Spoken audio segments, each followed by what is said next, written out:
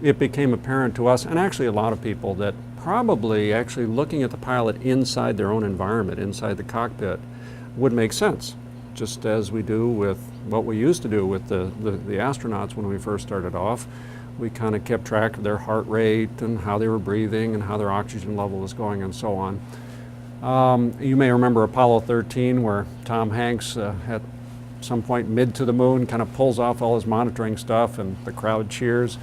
Well, we kind of lost that bit, okay? And pilots in general don't like to be monitored when they're doing their own job.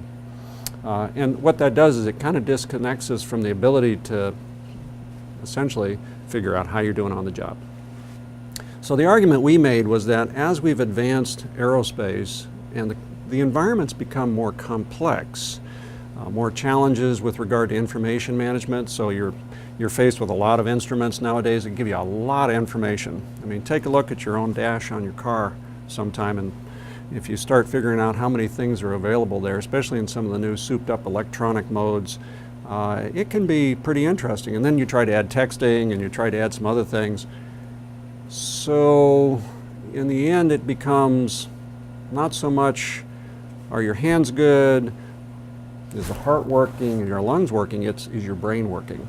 And we kind of came to the point where we said, how do we figure out, is this really important organ between your ears working for a pilot, and whether or not we can make some determination medically on, are you good enough to go and fly? In other words, are you fit to fly?